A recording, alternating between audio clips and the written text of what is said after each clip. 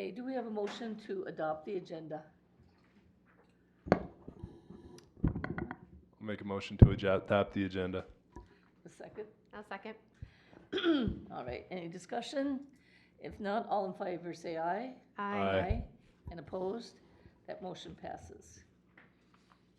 And do we have a council liaison here tonight? I do not see one. No, we don't. Okay, so then let's go on to the approval of minutes. Any corrections? Brian, I think you had something? Yes, line 213 states that the item was going to go before city council, but we tabled that one, so that line should just not be there. And Corey?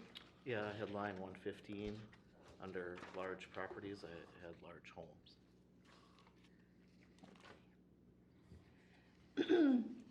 And Glenn Terry was not able to make it tonight, but he did want to clarify something on line 350. It says Terry clarified that he is aware of the conditions of the resolution. It really should read Terry clarified that Mr. Zorn, S-O-R-N, is aware of the conditions of the resolution. It wasn't that Mr. Terry himself was aware of the conditions. Okay, and I didn't have any. Christina, did you have any? I do not. I just have a question, though. I guess I'm not sure who can answer, but why does it say also present and it's got people listed who are not present? They're highlighted. Yes. That they were not there. Is that what it means then? Is because they're highlighted yellow, that means they're not there? Right. Okay, all right. Just making sure that's what that was. My understanding is that when they go to the final adopted version, they're placed on the web or wherever, whatever historical book they're placed in, those will be deleted. So maybe they're like, So they know to remember to delete them, because for different reasons, some people may be at the meeting and some people may not be. Okay, okay. so like kind of people that would normally be there. And so they know to remove those. Okay. Okay, do we have a motion to approve the minutes? One more quick correction, line Yes. 398 shows that item had passed unanimously. There was one vote in opposition, my own, so. Okay, thank you. So actually, the whole thing then, 397, well, it doesn't, let me see here. Did I ask opposed? Do you remember? You Yes. remember voted? Absolutely. So then that should be Yep. in the minutes that you had voted nay, Yes. right? Yep. So yeah, that'd be lines 397 and 398 to, Yeah.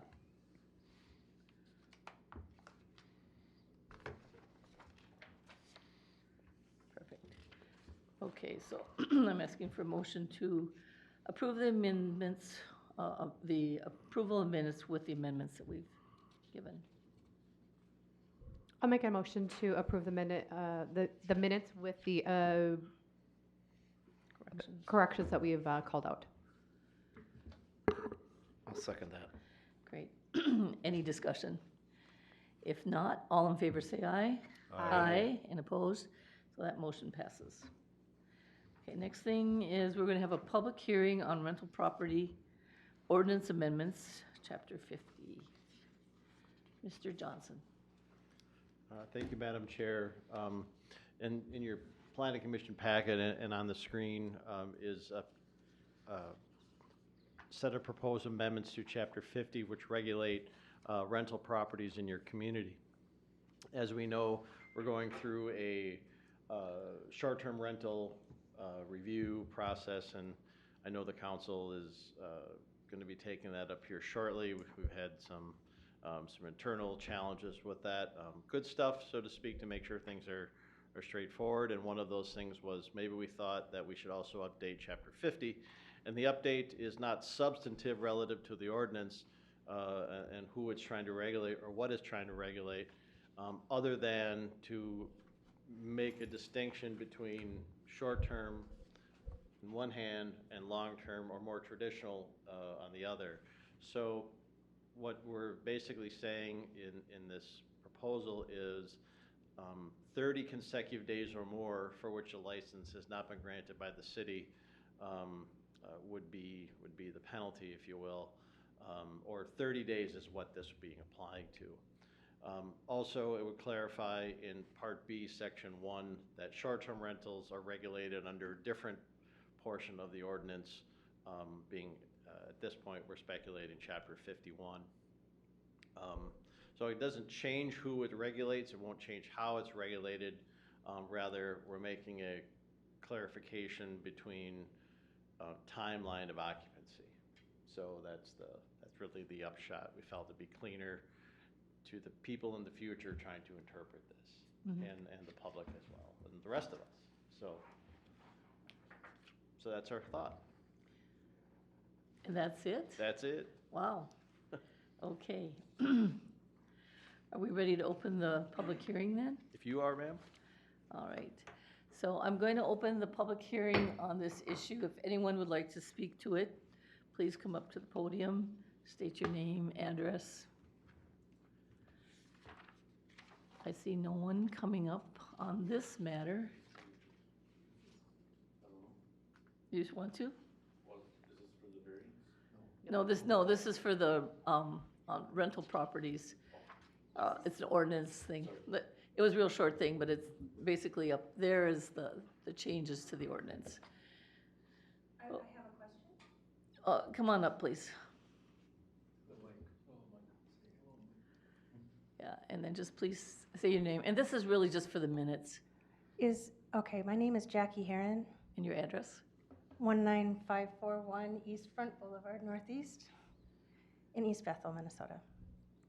My question is this in relation to the VRBO there are several on the lake? Is this in relation to that, or is it in relation to something different? This is something different. So we did do the VRBO last meeting.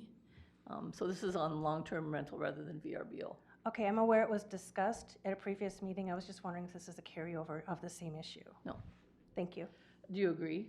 Yeah, they're related, but not directly. I mean, we're trying to just clarify a different part of the ordinance so if you have indirectly they're related, but no, so. Okay, thanks. Anyone else want to speak to this subject? If not, I'm closing the public hearing on this. And you fine folks, do you have any discussion?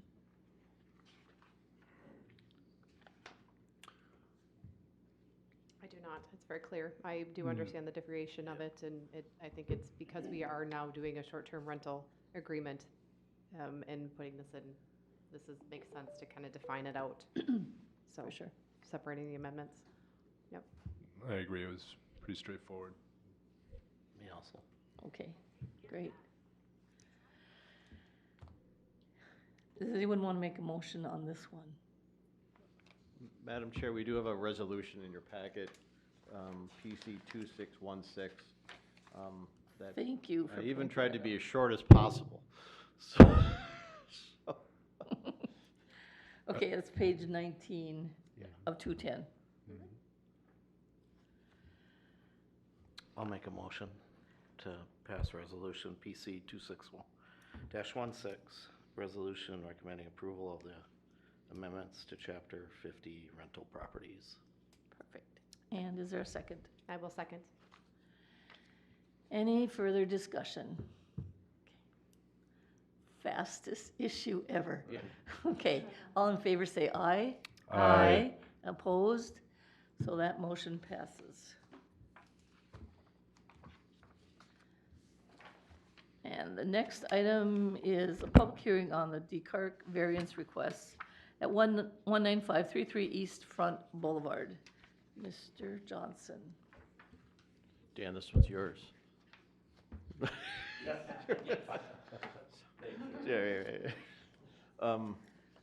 Thank you, Madam Chair and Commission members.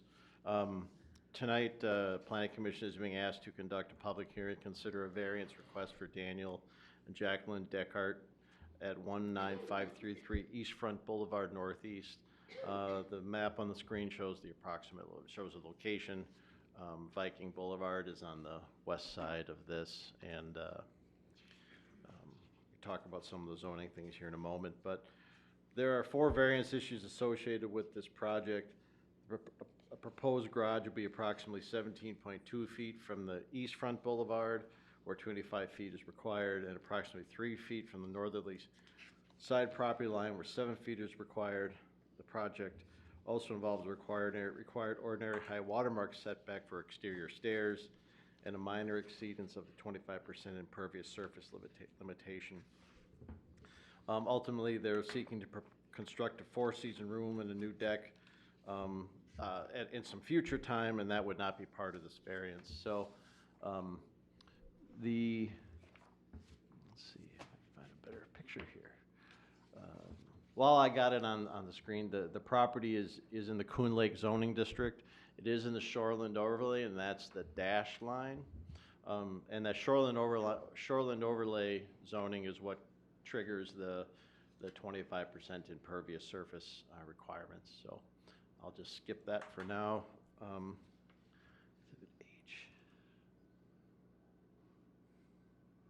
Here's this little bit better. Let me just see if I can zoom in a touch. Their proposed structure and garage would be here on the north side of their home. The setback from the road is to be 25 feet, and they're asking it to be 17. I hate to, it's more than, it's over 25 from the road. They measured, they spent a lot. Oh, I apologize, I meant to say the right of way. Yeah. Okay, yep. So, And Dan, if you would mind, just refraining until I open the public hearing, and then you can just correct him if you'd like, and we can kind of. there'll be plenty of time to correct me, make notes. Then the garage and the structure will be on the north side of the home, and the setback requirements from the lake here are 75 feet. So we'll see a site plan here in a moment.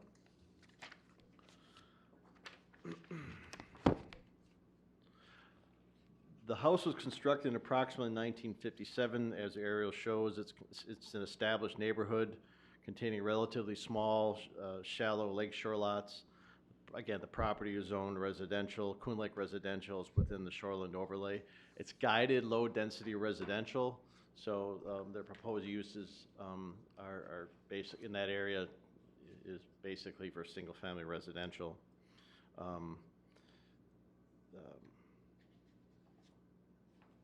So yeah, let's talk about, that's the general lay of the land.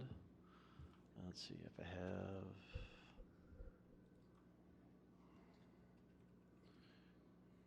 Here's the survey that the applicant did provide.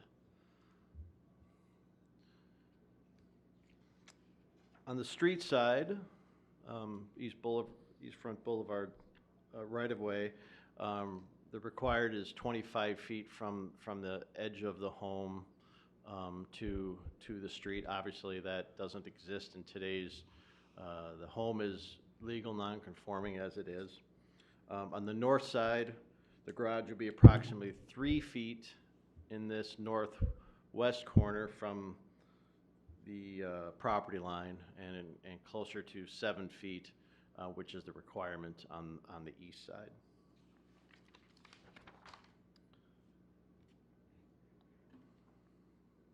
Ultimately, staff would recommend that the garage not be permitted to extend further toward East Front Boulevard than the existing front wall of the home. Staff has also recommended that the 3-foot side yard setback apply to the garage wall with only very limited roof or gutter projections on the north side of the home.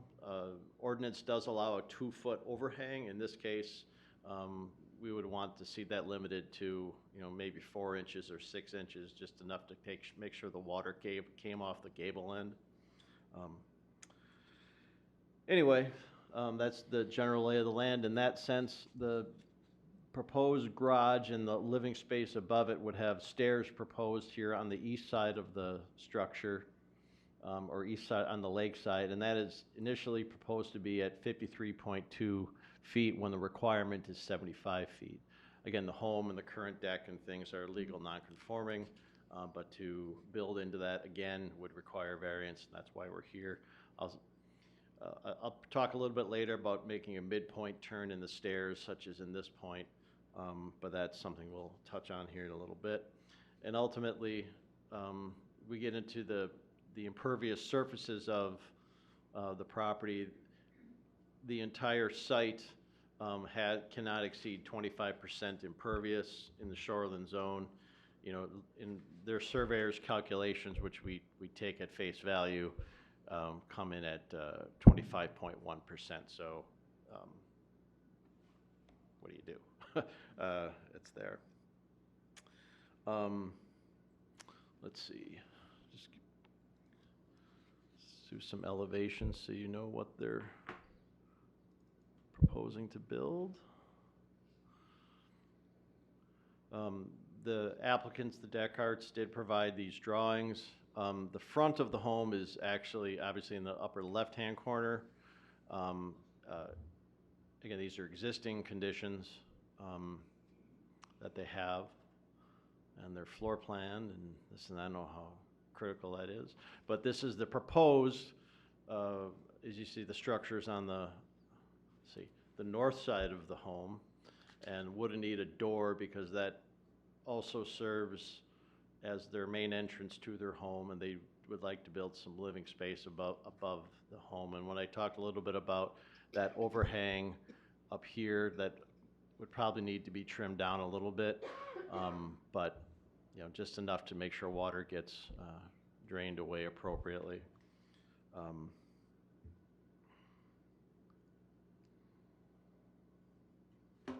Some site pictures. I don't know if I have any of these in any particular order. I'll try to go to the front of the house. Yeah, this is the front of the home, and this is where the garage would be. There is a large portion of that site already where the garage sits that's already impervious. So the garage would be here, and then would be 2 stories in effect. You can see the lot line marker. The applicants did have the site surveyed, and so the garage would sit here, and that's about where the 3-foot distance would be. Again, another front picture of the home. This is one of their main entrances to their home here on the north side. Is that north side of the home?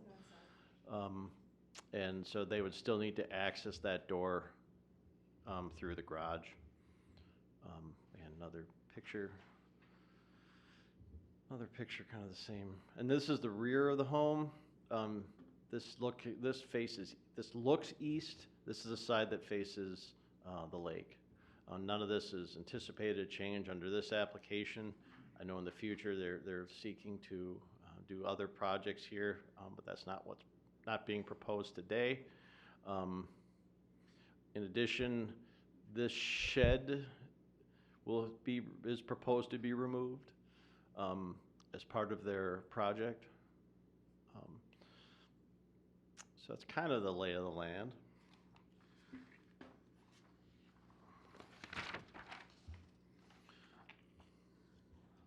see if I can find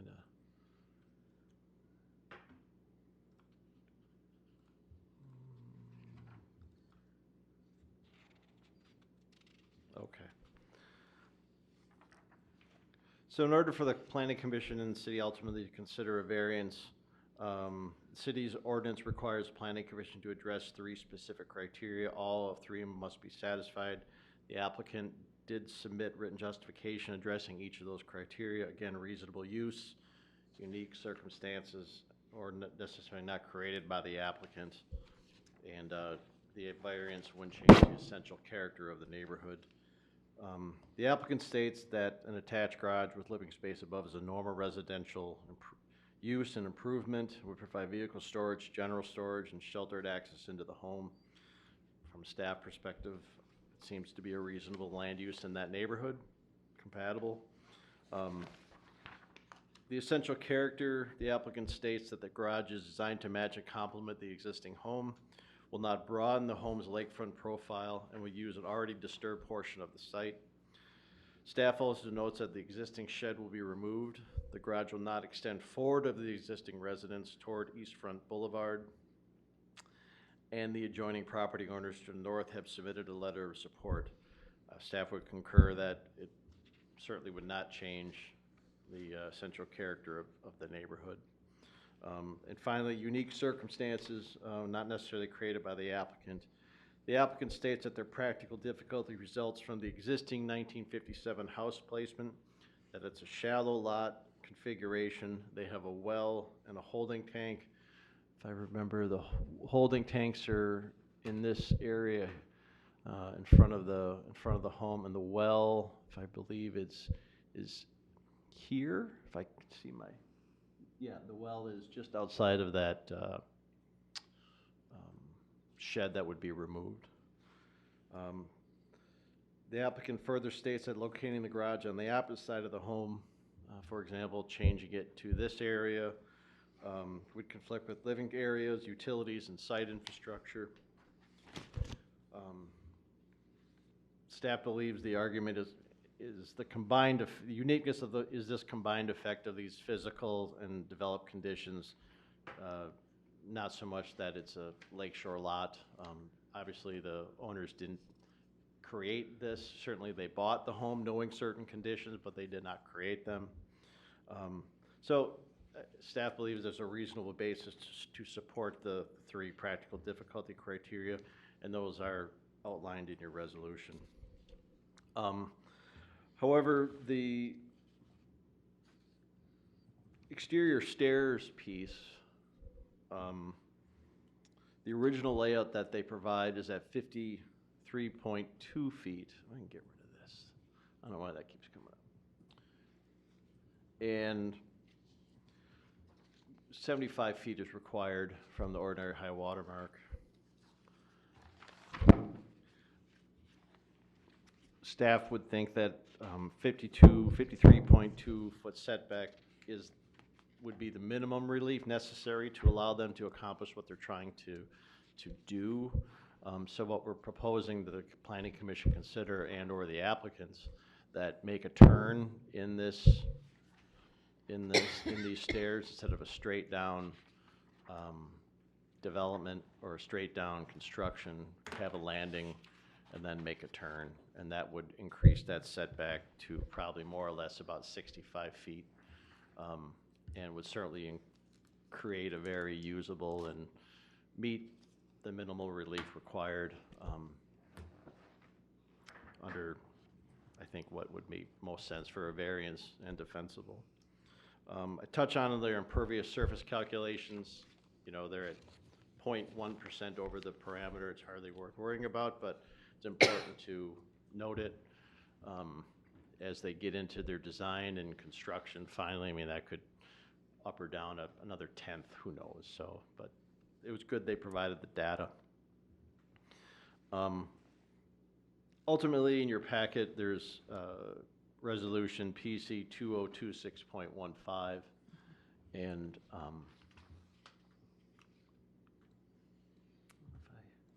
that's also, I'll share that here on the screen. And it's a lot of mumbo jumbo, but it's true. What do we do? And in summary, the staff would recommend approval of this resolution. The garage would be permitted no closer than 17.2 feet from the East Front Boulevard right-of-way and no closer than 3 feet from the northerly property line. The garage and the living space may not extend forward of the existing front wall of the residence toward the street, and limited roof projections toward the northerly property line are allowed, but we would suggest keeping them to about 6 inches. And all drainage must remain on the property.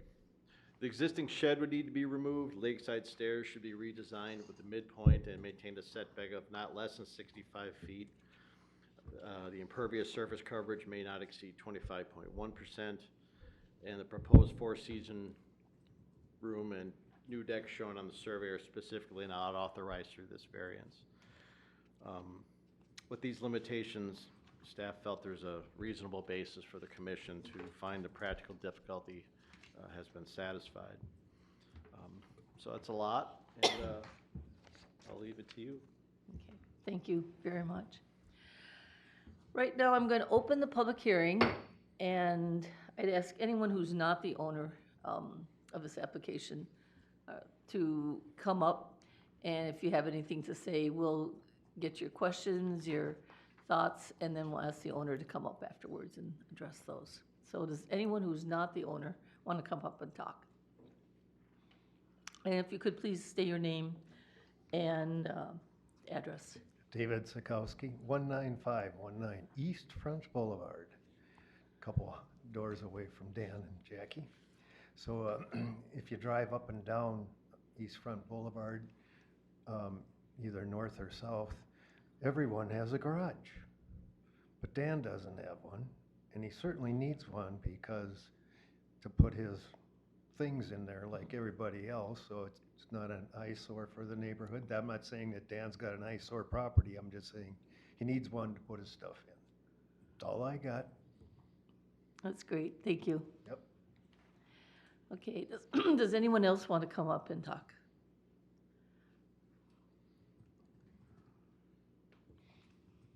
My name is Jackie Heron. I live at 19541 East Front Boulevard Northeast. We are the neighbors to the north, adjacent to their property. We are delighted at the thought of them having a garage. Likewise, I also did a drive around the area in the vicinity, and they are the only ones without a garage. On the right over here today, my husband and I came up with some other reasons why this is important. This construction will make their property look like all the others in our neighborhood. It will improve it, it will beautify the neighborhood, and like my husband said on the way here, your toolbox belongs in the garage, not the shed. And having a garage keeps items out of sight, the neighborhood looking well kept and tidy. It would also allow, and I don't know if this is relevant or not, but for us and for Dan and Jackie, I think having that wall there would allow for more privacy as well. And we feel that this project would be a great improvement to our neighborhood. And we hope that it passes. Thank you very much. Thank you. Thank you. All righty, next one. My name is Tina Riley, and I'm at 19525 East Front Boulevard. I'm their neighbor to the south. Okay. And I just wanted to say I'm all for it. No issues whatsoever. I think they should have it. Great, thank you. Thank you. You guys are putting a lot of pressure on us. All right, anyone else want to come up and talk? Okay, then will the owner come up?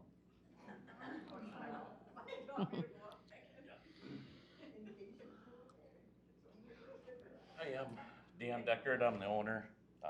Thanks everybody for coming and showing your support. Yeah, this garage is small, but huge for us, so I just hope you can find it in your hearts to make our house a home. That's it. I have a question. Dan, if you don't mind, sorry. The space above the garage, is that gonna be living space then? Not right now, it's gonna be storage. Got a lot of Halloween stuff that's in a storage unit right now that I need to move out of a storage unit. You know, change of season stuff, patio furniture, winter comes around, you know, moving, different items. You know, it's just pretty much storage. Storage. Just for all the holidays and seasons, that come about, so. Okay, cause I Because the just, garage itself isn't gonna be a lot of room for storage in there, it'll be room for the car, which is huge, and like the toolbox and things like that, but when it comes to stuff where you don't use a whole lot, that's gonna be upstairs in the upper level. Like I said, I got a whole storage unit just full of Christmas stuff and Halloween stuff, I don't have a place for anything, so. Absolutely. Is the asphalt driveway that's currently there, is that going to be like removed and then you guys are going to line it? Because it looks like it. If we can start the project this year, I don't think that the driveway, because I'm gonna keep that asphalt in place until all the construction is done, cause that's not the only thing I'm gonna do, I'm gonna re-side everything, roof. So everything's gonna get a total makeover, so I don't wanna wreck the driveway, or the new driveway, so it'll probably be in the springtime. When I do the driveway, that'll be the last thing I do. Okay, So I'll keep that asphalt in, we'll do a saw cut, like 6 feet out from the garage. And I also have my builder here, contractor, Dan, if you have any building questions for him. okay. But, yeah, to answer your question, I will do a new driveway. I was just Next wondering, year. just looking, because I get, well, your neighbors here saying, you know, because I was looking how it kind of, the garage kind of sits a little angled kind of on your driveway, that the existing one, so obviously you guys have already thought all the way through that as far as fixing, like making it look all aesthetically. Yeah, yes. Okay, okay. Okay, don't go away yet, because these Yeah, guys we have other usually have questions. Yeah, we have other questions. nothing? No, I think he's addressed. Okay. I think it is. I guess the only other question, what about the turning of the stairs? Is that something? I was talking to Dan earlier about this, and yeah, there's creative ways to make that happen. I'm sure we can do something that, you know, as long as, how about this? What if my deck that's there right now, if we don't go past that, would that be sufficient? You know, because right now it's going past the existing deck that's there. I gotta get my glasses on, I can't see that. So, Let's see. but if we kept it within the footprint, so this is the deck. Where is it? So the deck line's right there, and the stairs are actually bumped out on the outside of the existing deck right now. But if we kept that inside of this line, I don't know if you're, I don't would know that if, be okay? Because right now I'm at 58 to the existing deck. I don't know if that is, I mean, from a constructability, I mean, setbacks are one thing, but from a constructability standpoint, how many, you know, you have so much rise and run, and then when you're on the back of your new structure, maybe you, in theory, want the stairs to even kind of come down this way. I mean, so maybe, you know, so you can get to the new, I mean, so maybe there's some configuration you want to dwell on. Well, there's gonna be a garage door in the back as well, Okay. so the stairs can't block Oh, yeah, that. angled down that You way. know, because to put the dock in and out, you have to get a four-wheeler through here. Sure. So the only way to get around would be through the garage door here. So if I came down with the steps like this and turned and kept it within here and kept this lane open, I Yeah, see.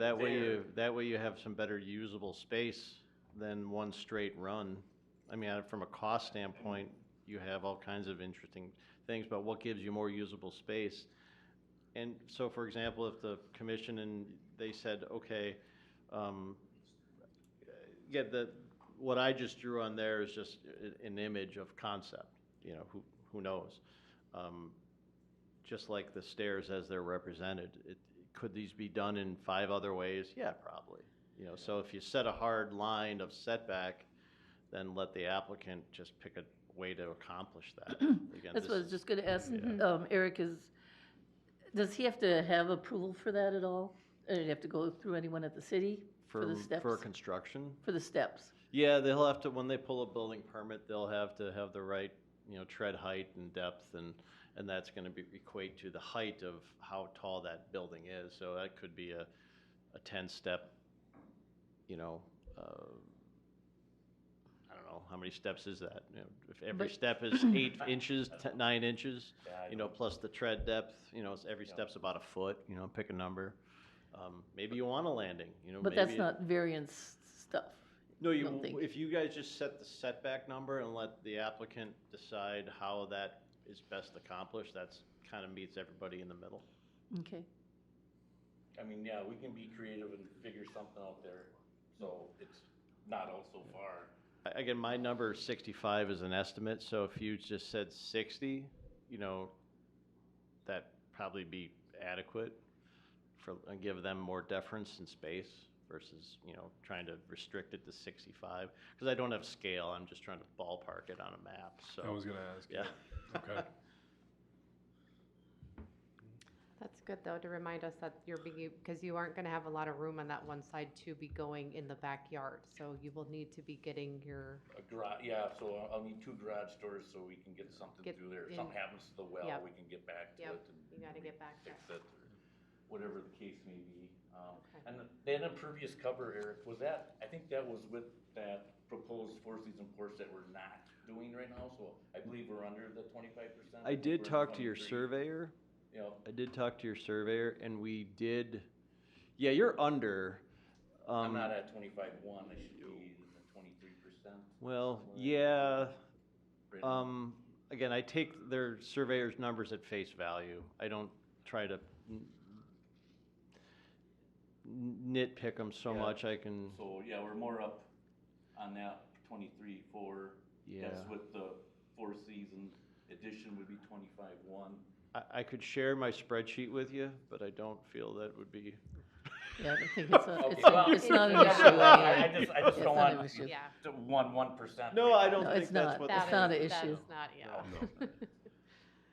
Okay. So, But if I don't address it in the report, or if the commission doesn't address it in their findings, and it turns out to be that, then we have to, now we got a challenge on our hands, so it's better that we just take it head on and check it off the list.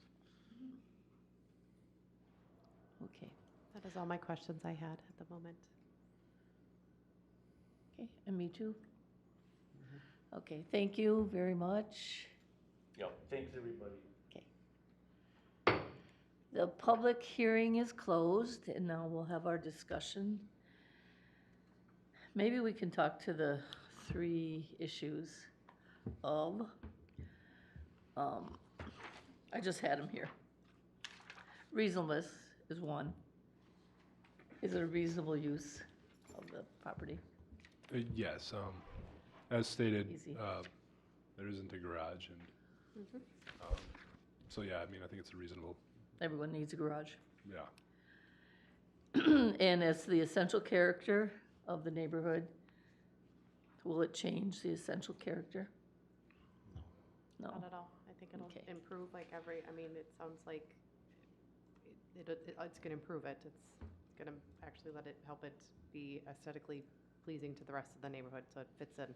Yeah. Then we come to the hard one, which is unique circumstances, right? Because the applicant did buy the house knowing it didn't have a garage. Yeah, those lake lots are, I mean, they're packed in tight, and, those setbacks are definitely, a lot of variances are gonna be requested because of that. But I mean, I think it's proper to go through this variance request. Because of the size of the lot, the house being built in 1957, I think that Cars are bigger now, yes. we have more stuff. Yep, Unfortunately. and, he spoke to using heavy equipment in the back, so he's gonna make sure that he can still have that option available, but at the same time, this addition will serve, the reasonableness that we found earlier, and also give him a spot to park his car and put his stuff and seasonal decorations. So I don't know if we should deny because of the uniqueness. I think that it's, as we stated earlier, a reasonable request. I think he's trying to squeeze it in there as tight as he can. And a lot of the conditions set forth in the resolution address that. So I think that if he's willing to meet the city on those, that it would be a good approval to make. Corey? The only concerns, I mean, I love that he's putting the garage door, to get through, that's super smart. Is service of the well, like if he has to drill a new well, how is he gonna get back there? That's gonna be a struggle, but I don't know, maybe he can cut across the neighbors and, So I just wanna bring it up. I mean, to me, it's just a point. It's not a deal breaker, but it's something to always be concerned of. I mean, cause it depends how old the well is and everything else. And then the one thing though that probably makes me the most nervous is the 3-foot setback, and here's why. We've passed a fair amount of these, and I'm usually for all for them, but we've never had one that close. So it just makes me a little nervous that now we're setting precedent of 3 feet, which we've never done before, in my time anyway. And, you know, that's just my worrisome. I love the design. I really respect what he's going through, and I mean, that's my only worry. And I mean, obviously the eave has to be shortened up. I think 4-inch eave is too small. I wouldn't construct an eave of 4 inches. I mean, so now you're pushing it to 2 feet 6 inches from the line. So it's just for discussion, I guess. Yeah, I agree. I agree. When I saw the pictures, it is close. Yeah. Christina? Yes, it About is. the, It is uniqueness. close. Well, yes, I guess but it's only one corner. The other corner is 7. Yeah. So it's not the whole, but I Right. hear you. Like it is tough. It is tough. And again, these lots around the lake. Right. But it's really 2 feet 6, say, because you got to count the overhang. And the bottom line is, if the next one comes in a month from now and it's 2.6, we got to approve it.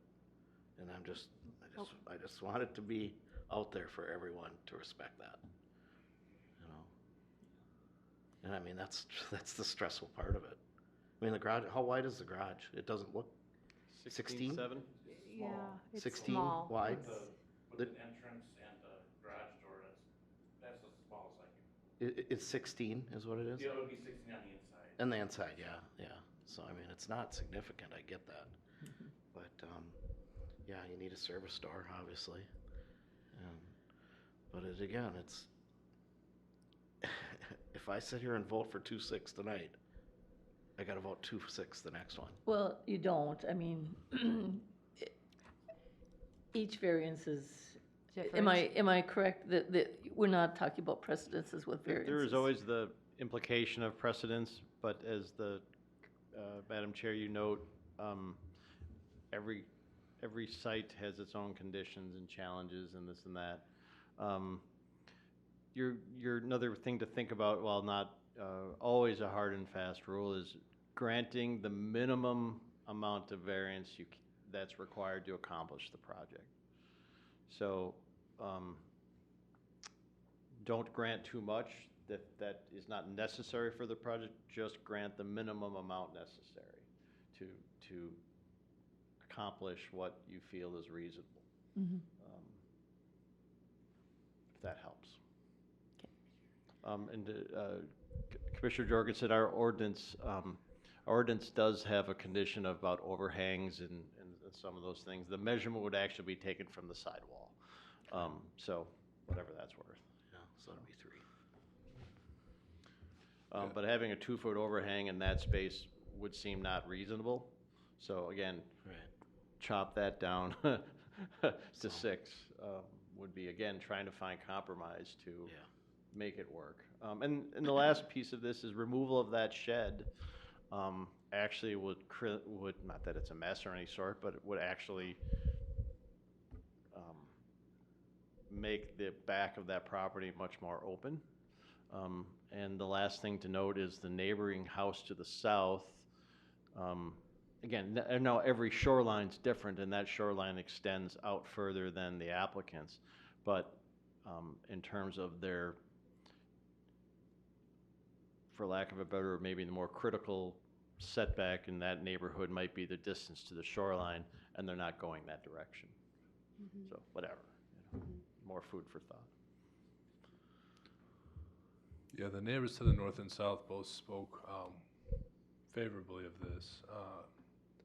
But Corey, I mean, you made if that neighbor to the north wanted to do something similar, right on that same lot line,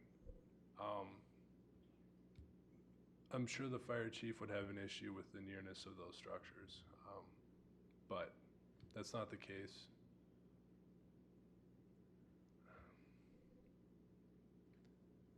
I don't want this to become a, ours was there first type thing with development in the Lakeland area, but Again, they spoke with favor about it, and there isn't an existing structure on the north lot that would really risk exposure should there be an incident, so, I mean, I like how you put that, Eric, the minimal amount of variance possible to kind of find a compromise. Was anyone able to actually drive by? I wasn't. Yeah, I went by. And so Yeah. what did it look like? Oh, it's just like described, you know? Well, I know, but does it? Yeah, I think it would it- fit. I mean, it's not looks crazy. totally It's just, different in real life. like I say, I'm just a little nervous about future ramifications, but, you know, I don't think it's crazy to say yes on it, you know?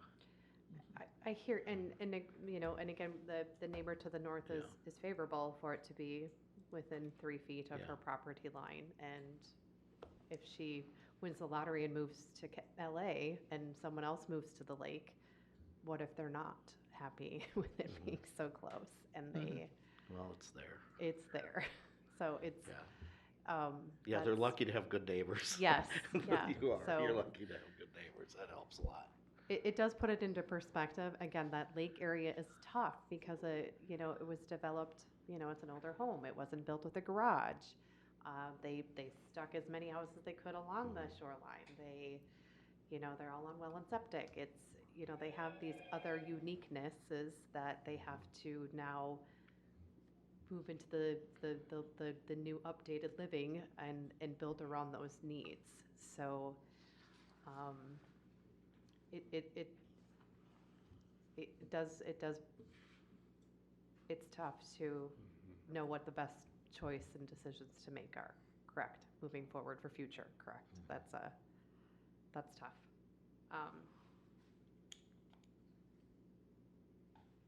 But it makes sense, like it all makes sense. Okay, well, I'm still trying to get, you know, to the point of, I think that it is unique. I think that Brian made the best,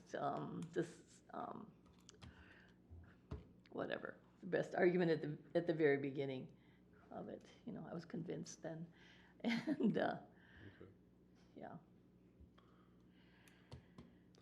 Does anyone want to Well- make a motion? Yeah, I'd like to make a motion to recommend approval of resolution PC 2026-15, with the,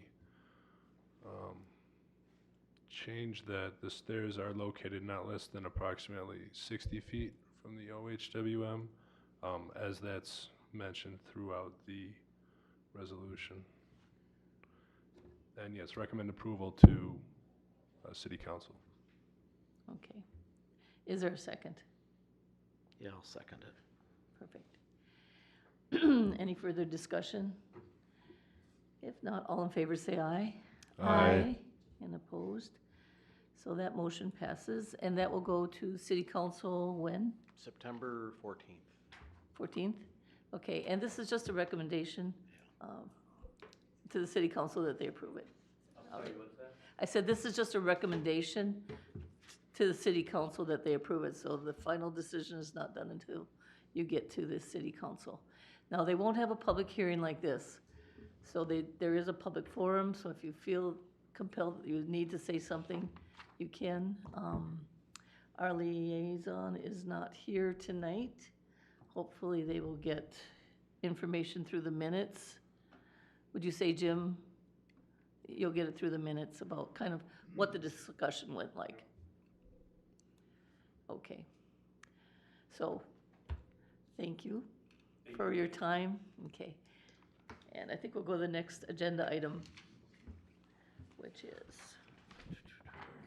a site plan review. Yeah, have a great night. Thank you, everyone. Thanks, bye-bye. I can't hear you. So this is a site plan review for outside storage of North Country Concrete at 23035 Ulysses Street Northeast. And Mr. Johnson, All you're going to right. have something to say, I'm I sure? will. Well, only because we have to, right? Yes. Let's see. Okay. Thank you again, Madam Chair and Commission members. The Planning Commission tonight is being asked to consider a site plan review for North Country Concrete, located at 23035 Ulysses Street. The image on the on the screen shows the site, Highway 65 to the east and just north of 229th and 230th Lane. The site is approximately 3.07 acres. It's presently undeveloped. It's zoned light industrial. It's is represented on the map in the gray area, and is proposed to be developed as an exterior storage yard associated with North Country Concrete's existing business across the street, which is largely here between Ulysses and Highway 65. It will include crushed asphalt milling, stored as a storage surface, perimeter fencing, gates, driveway entrances, landscaping, site lighting, grading, and stormwater improvements. Just to note, City Council already approved this as an exterior storage use through Resolution 202466 in fall, October 2024, for what they're proposing or what they are looking to do. Therefore, tonight's discussion is focused on site plan review. Why they didn't take up the site plan at the same time, I don't know, but here you are. So we won't focus too much on the conditional use permit and those conditions and standards, but rather stay with the site plan review. All right, let's see.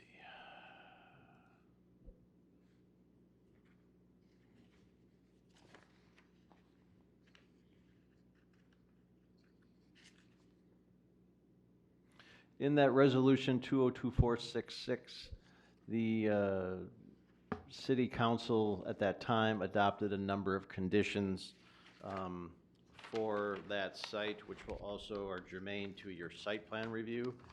And we really can't, through your site plan review process, tinker, so to speak, not that you would, but use these as your guiding principles for that site plan review, and we'll touch base on some of these as we go through it. So these would be either in addition to or in matching with your standard site plan review. I mentioned it, the property is owned light industrial. The future land use is guided. I didn't put that map on my packet, I apologize, but is proposed for future development. Let's see if I have that. I'll skip that. I'll come back to.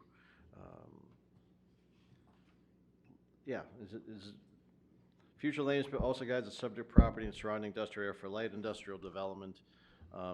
Because this site sits at the edge of industrial district next to residential property, ultimately staff focused on the screening, lighting, fencing, and drainage issues. So the site plan that we have from the applicant, and I will say on the outset, the applicant did provide some updated drawings late this afternoon, and we would go through those. And certainly the applicant touched base on those items, but I would suspect they relate largely to the comments that were in our packet, or from the city engineer. None of those concerns were material. I mean, they're important, but they weren't something that I think would stymie the project in the end. Let's see, it's not doing very well with moving these things around tonight. So the existing conditions here. Again, the applicant's primary place of business is on the east side of Ulysses Street, and this is the area where they would propose to put that outside storage area.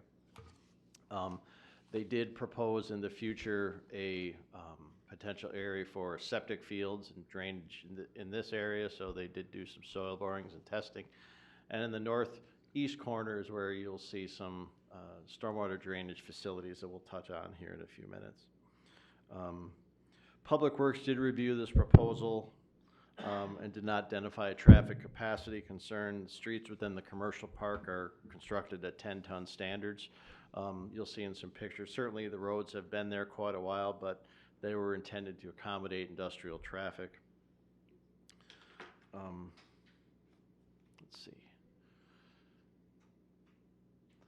The applicant, and as part of your site plan review and the council's requirements, sought to make sure they have screening from the residential area to the north. And what the applicants in their fencing plan propose a 6-foot decorative wood fence on the north side of the site. The rest of the fencing will be chain link with some plastic slats through them for screening, and that will match the rest of their site. The north side would be a decorative wood screening. And that is also part of your site plan review criteria. The drainage plan, and again, certainly part of the city's engineer review, is proposed to drain all of the water to this stormwater basin in the northeast corner. The applicant did provide all of the stormwater studies and engineering review. There'll need to be some updates and finalization of those things, as you saw in the engineering report, but generally workable from the city engineer's perspective. And we would catch up with any of those in the final, before any final permitting is issued. There will need to be some maintenance in the stormwater basin. The applicant obviously will be responsible to maintain that stormwater area as an infiltration basin, meaning the water will percolate down, and over time that will need to be, I don't know if the term dredged is accurate, but cleaned out to make sure that still functions. So yeah, the water is not leaving the site onto somebody else's property. The landscape plan, if you recall, in the council resolution, called for an overstory and an understory. Again, I'm not a landscape architect, but the applicant did do a good job, I think, of not only with the fencing, but providing overstory and understory, with the overstory being, I can't even read that, let's see, Austrian pine, and understory of juniper trees. And actually junipers can grow to 10 to 12 feet tall, and the Austrian pine probably closer to 20 to 30. I'll show you some pictures where they have some of these already at the site. So again, the goal of landscaping here is to be low maintenance, but also offer screening. And in the winter, the pine will, obviously being conifers, will not lose their leaves. So anyway, that's about best I can do for you. The lighting and the photometrics. Again, the goal with the photometric is to, I'm sorry, I lost.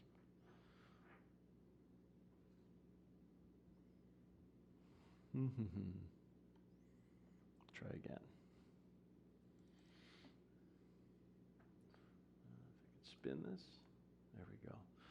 Okay, and the goal with the photometric design is to prevent light from leaving the site as light pollution, especially how it affects the neighbors and what they have to look at out their window. The city's rule seeks 0.5 foot candles at the property line. The applicant's submission, and we talked a little bit about it, probably still need a few tweaks. It's impossible to read at this scale. You just have to, applicants provide a photometric, typically from their lighting consultants. And in these areas, you can see these exceed a 0.5 foot candle at the property line. So how they want to address that, they can put some additional shielding on the light poles, or angling to some extent, but that's something they can address. Their proposed light fixture is shown up here, is shown on the screen, and as a full cutoff light, and that is compliant. And their proposed height, if I recall, I saw it 24. Yep, 24. Where did I see it? They were in compliance and cannot exceed 30 feet. There we go. Fixtures mounted on a 20-foot pole and a 3-foot base, so they're in compliance with the height and the fixture itself. So there can be some shielding on those fixtures that will make that compliant.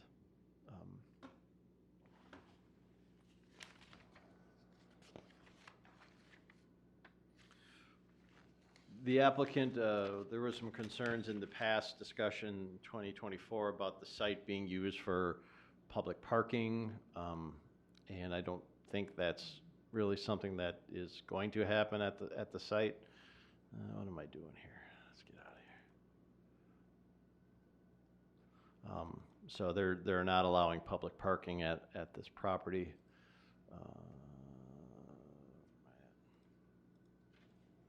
There we go. Their signs being proposed are not significant. They're not advertising sign. They're not proposing any pylon signs. Rather, these are directional signs to their yard, and largely pretty innocuous. But that's their sign proposals. And in the image on the screen, obviously tilted, but you can see how the balance of their fencing would look like. Let's see, some site pictures. I don't know if these are in any particular order. Let's just start with the site itself, where this is proposed to go. This looks down 202. Aaron, can you tell me what street that is again?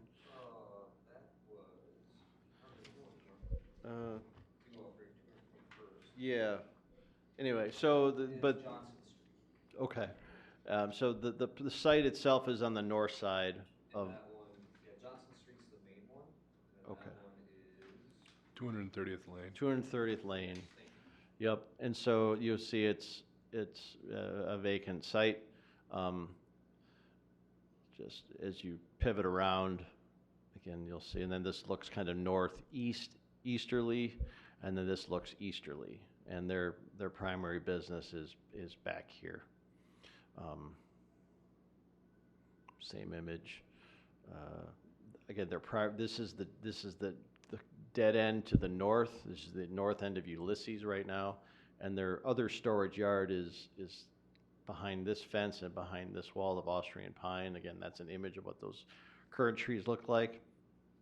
And then what's inside their yard and how they propose to use their yard is storage of equipment, storage of trucks and trailers, and again, they're a concrete contractor. They have a number of vehicles and storage of equipment, and so this is how they propose to use it. I don't think anything out of the ordinary for that. And then this driveway looks to the west and would connect across this street and into the storage yard. So across Ulysses and into that space. I mentioned those trees. Obviously, they don't necessarily all start out like this, but they'll ultimately mature and get to that stage, and then the understory would fill in some of those gaps, and then the wood fence would be behind that. So I think there's a decent screening there relative to your ordinance. So with that, commissioners, staff would certainly recommend that the site plan is meeting your general parameters. There is a resolution in your packet that It's on offers. page 124. I'm sorry. Oh, I was just letting them know it's on page Oh, 124. yeah. I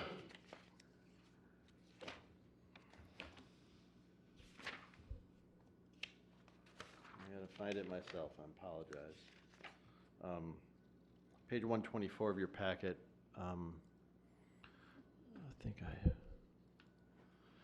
which outlined,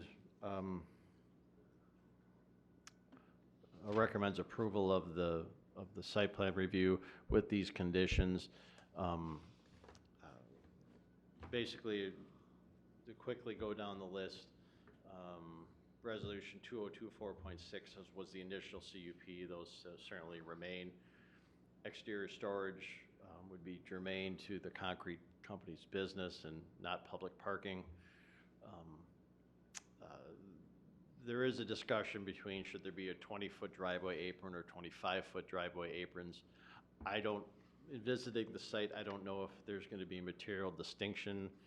If the city engineer thought 25 feet is acceptable, it would probably be just fine. The landscaping and fencing would be in accordance with what they've shown. Landscaping would be maintained in a healthy condition. We'd require a escrow to maintain those for a period of time. Site lighting should comply with the standards. There's some adjustments they need to make. The engineer notes some adjustments to their drainage, stormwater management, infiltration, and the maintenance agreements, but those are kind of typical. That is a large stormwater pond that should be more than adequate to control their water. Their signage plan is minor. And so with that, staff felt it should be supported. Thank you. Okay, thank you. Yeah. And do we have a public hearing on this? You do not have to. As a site plan review, that's not something we publish, but you're certainly welcome to open it up and do whatever you decide to do. Okay. Do any of you folks want to speak with the applicant here, if they're here? Do you have any questions, Christina? We spent a lot of time on this We the did, last yeah. go around, so I'm pretty Yeah, comfortable. you'll know more than me on this, right? Yeah, Yeah. so I'm pretty comfortable with it. Okay. Christina? Yeah, it sounds like I'm good. Okay. I don't have any lingering questions. Nor do I. Not Okay, so we won't be specifically, no. having a public hearing then? And then no other discussion for you guys? I'll just Um, say I remember the biggest thing, it was a big deal for the city because the road is between the two properties and they Right. can't combine them and stuff. But they're great neighbors. It's gonna look awesome. They need it. They're gonna stay in the community. I'm excited for voting for it. I mean, unlike, we voted another one of these about a year ago, and I was past the property, and the guy's using the site for his equipment, but hasn't done any of the things, none of the fencing, none of the, and I know this group is not gonna be that way, so I'm excited. Okay. I do have a question about the lighting. Is that, it's on all night then? Do you know? I'd have to look at the ordinance. I do not believe the city has a requirement for dimming. If that's a condition you would like them to make, you could do that. Probably some security concerns. However, at 1 a.m. in the morning, out in there is, you could probably suggest they dim them or they shut off or maybe a minimal lighting. That's up to you folks. It is an industrial area. I Okay. mean, truly, yes, to the north, it's the residential, it's where I live, but there is trees, the fencing, the stuff they're planting, and with the lights pointing down. In fact, I have one of those lights I put up in my own yard, and the way they cascade down. I have zero concern that they're gonna be bothered with the neighbors to the north, because their homes are so far over on Yeah, I was looking at the, the Yeah. map here and it doesn't seem real long close. backyards Mhm. to get to the property line, and then it's gonna be inside of that quite a ways. And I'm sure, that if it was a big deal, those people could complain and could work with them to get more shielding if needed Right, on the because, light fixture. yeah, all the way around it's supposed to be half a candle. 0.5-foot candle on the 0.5. abutting property line. It could be up to 1.0-foot candle at the public right-of-way, which is not in this case. Mhm. So everything along the north would have to be 0.5. Fine. Right. The light, again, I'm not a photometric expert, but I've seen a lot of it, and like we all have, and those full cutoff lights at 24 feet or so high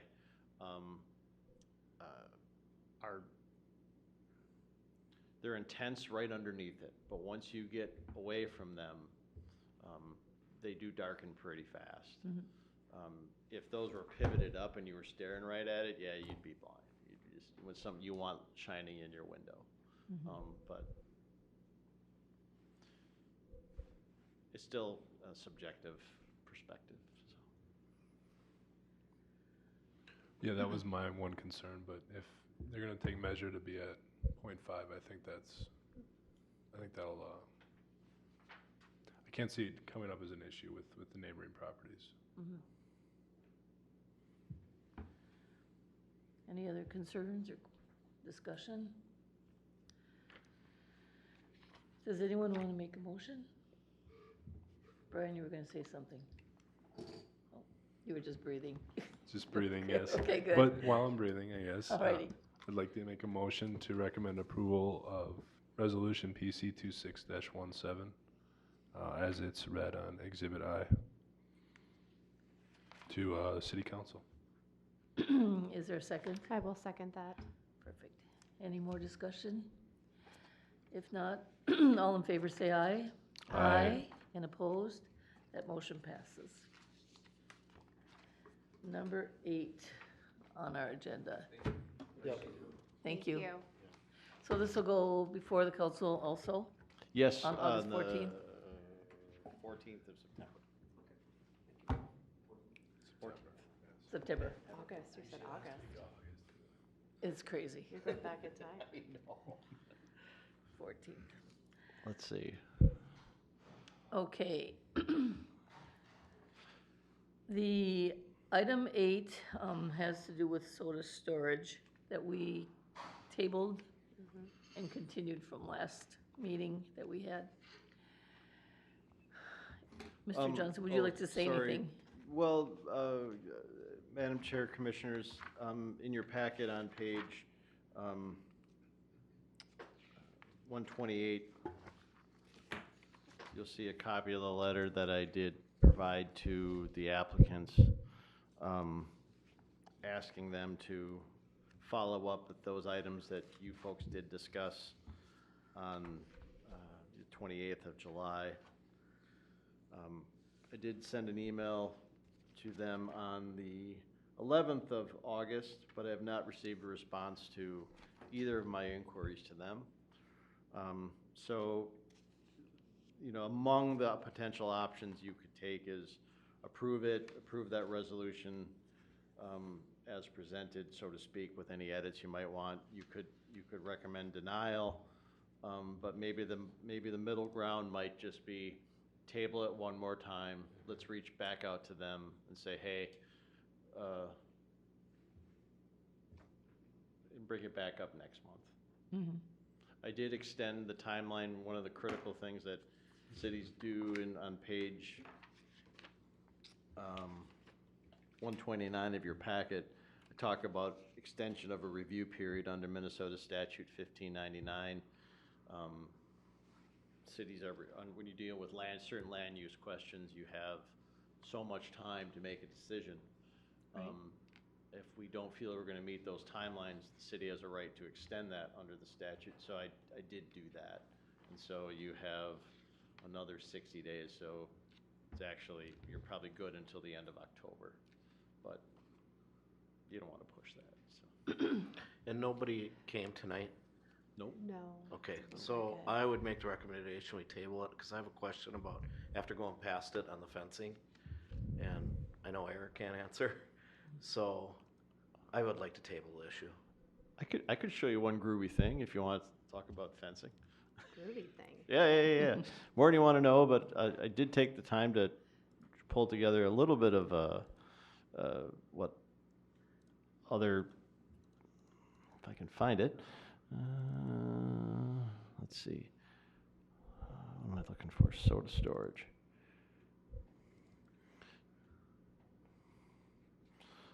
So these aren't the greatest pictures, but looking at what other facilities are. This is the public storage on 65 out of Blaine. No barbed wire there. This is in Woodbury. Obviously, you can tell it's Woodbury, right? Along this is along 94. No barbed wire there. Gopher Storage, this is in East Bethel. They do have barbed wire in the backside, but along their front facade, there is no barbed wire. This is the backside of that Woodbury Public Storage I showed you. Again, there's no barbed wire there. This is along 65. The Walmart in Blaine is to the right, and then this is another storage. Again, no barbed wire there. Interestingly, those piers are collapsing, but that's their deal. Now, they do have barbed wire here at Storage World along 65. You can see it there. And that's just north. That's in Ham Lake. And then this is in Lake Elmo. This is U.S. Storage, and they do not have barbed wire in the front of their facilities either. So a lot of them have this faux wrought iron, black aluminum. So when there's a conversation that says, "Oh, it's barbed wire," yeah, sure, it's still out there, but the more modern theme is not. So anyway, whatever that's worth. Yeah. My more specific question was, if you go past their site, pretty much everything where they're gonna work is fenced in. And then there's a piece of fence that goes about 100 feet north, and then it just dead ends. Yeah. Do you know exactly Yeah, what I know I'm where talking- that is, yeah. So, Yeah. why would that have to stay, you know? Oh, that's You know, something. I would love for them yeah. to agree to get rid of that, because you would Yeah. look through to the pond and woods. I'll take some pictures of that for the next meeting. Yeah. And then, you know, obviously, I'd like to see the barbed wire off at least the 65 side. I didn't hear you, I'd like to see the barbed wire Yeah. off the 65 side on the back. Yeah. I respect their concerns Yeah. of people climbing on the Yeah. dark side. And you can't see it because it's woods.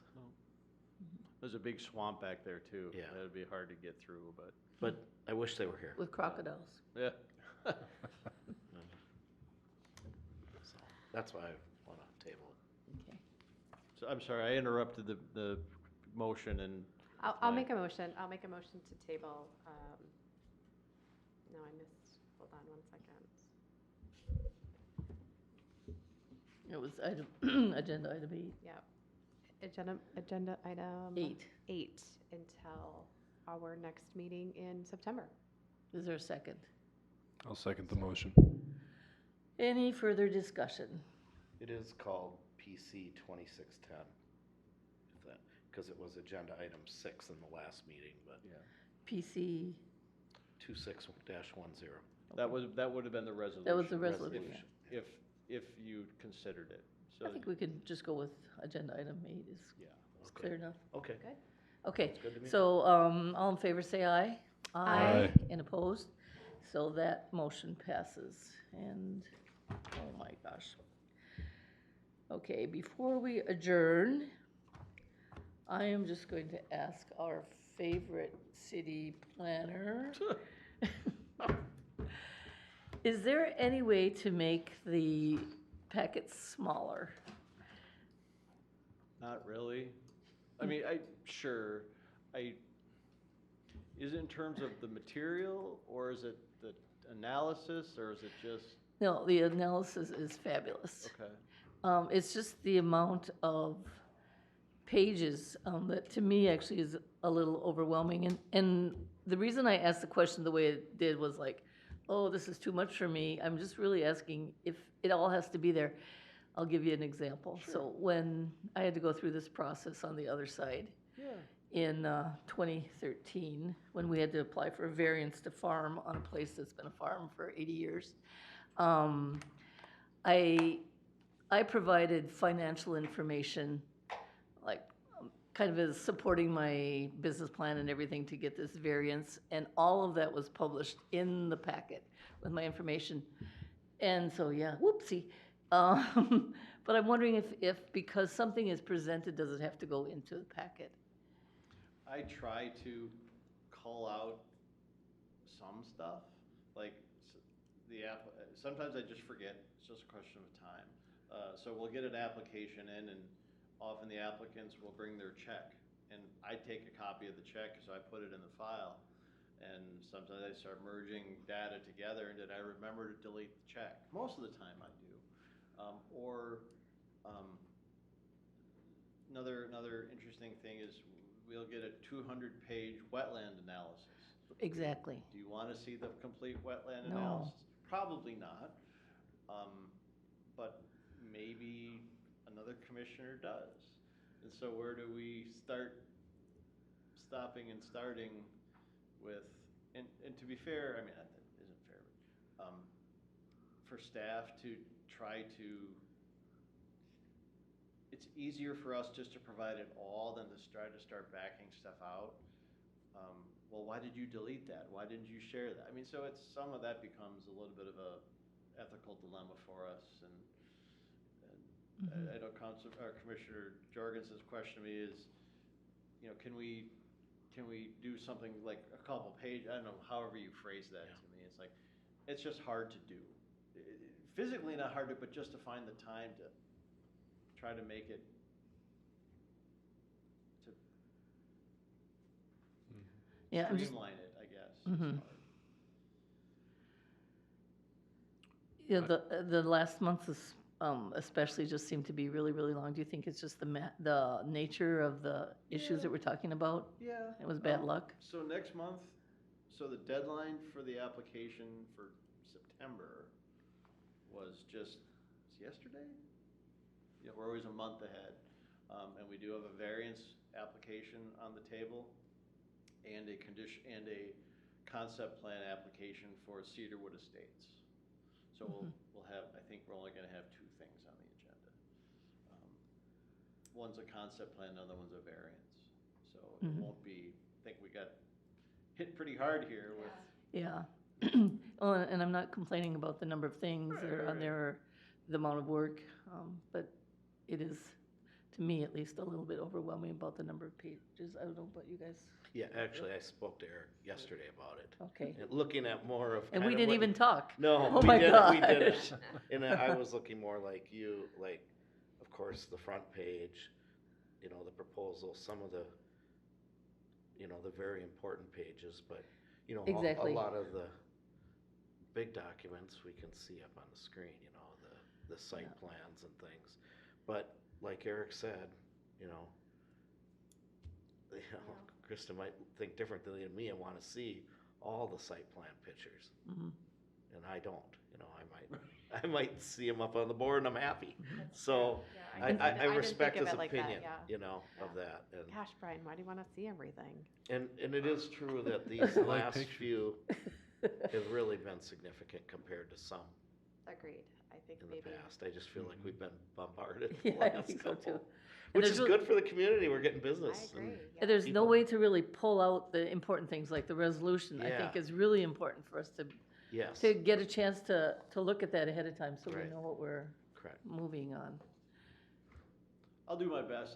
Again, I do try to get rid of some stuff because, like I said, this packet did have the soda storage items in it, but I did take out the 80-page wetland report.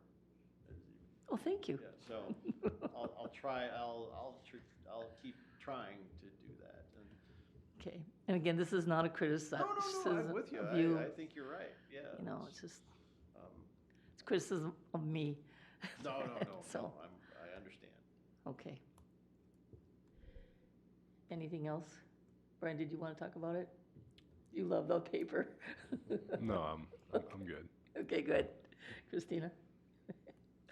Okay. Do you want to bring up anything with us? Only thing I would, you mentioned at your last, if I recall, it was about a short discussion about code enforcement. Mhm.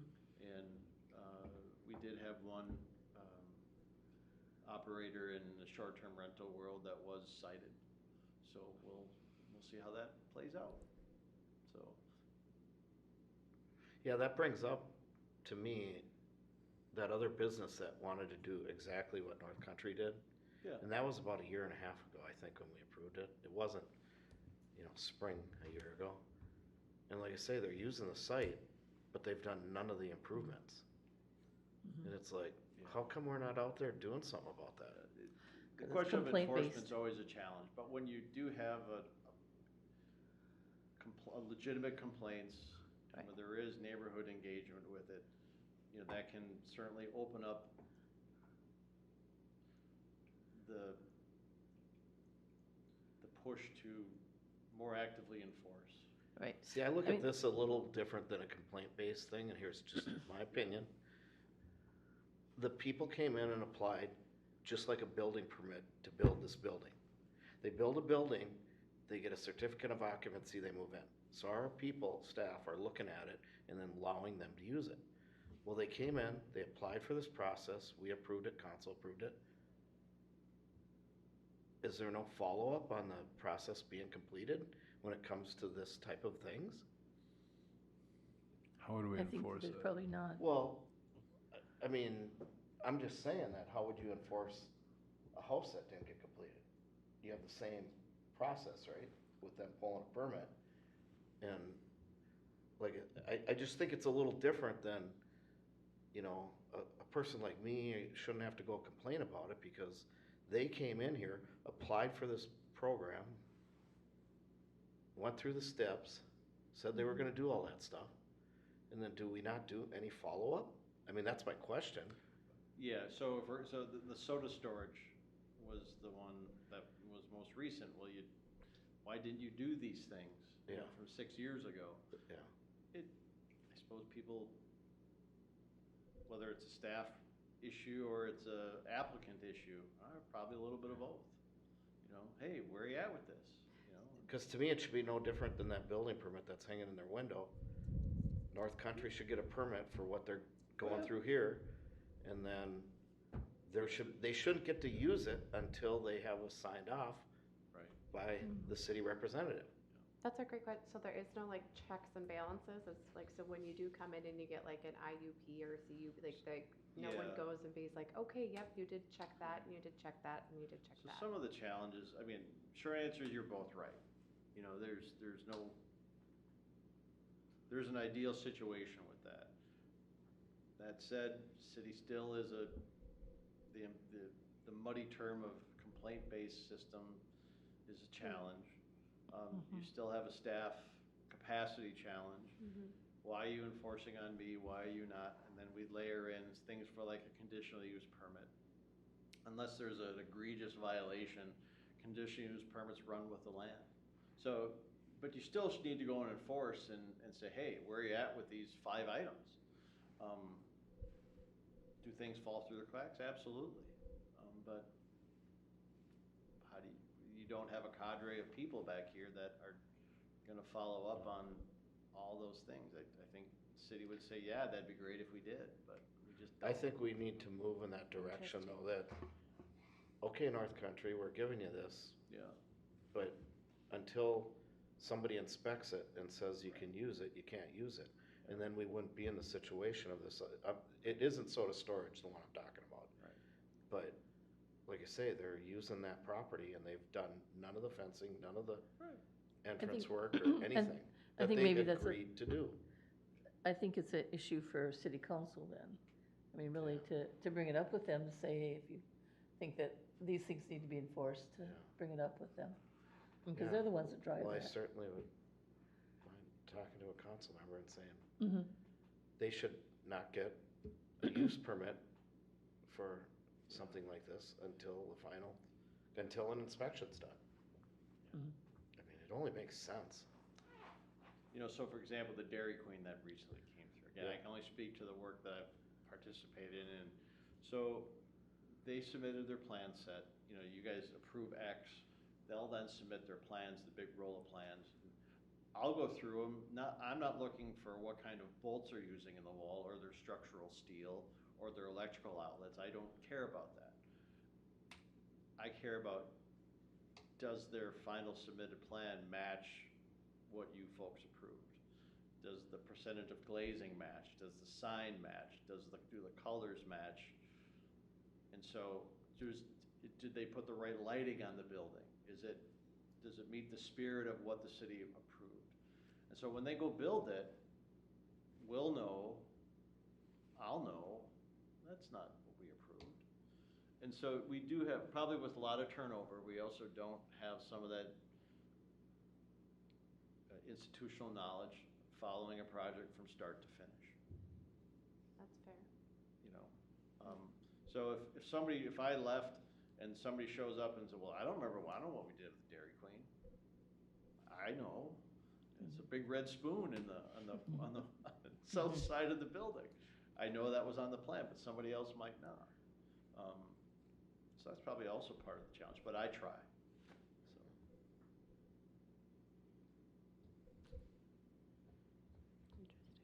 Well, yeah, I mean, I was just thinking the public could get involved with that too. I mean, if people are hearing or attending their commission meetings and whatnot, seeing items move through at the council level, and then they see a difference in that, I mean, that's where the public can, Exactly.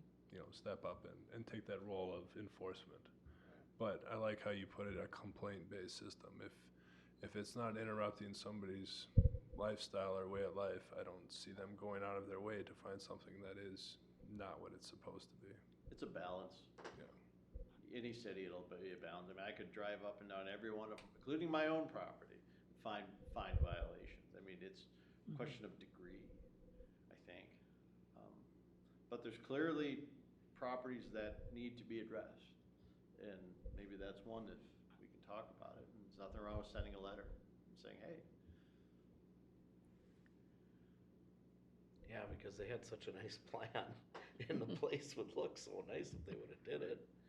And, Well, if those were the conditions, guess what? yeah. Then they have to do it. So.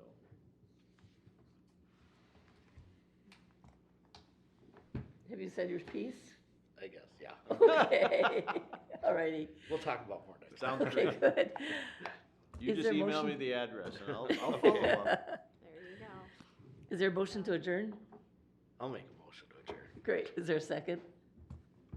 I'll second the motion. Any discussion? If not, all in favor say aye. Aye. Opposed? So the meeting is adjourned.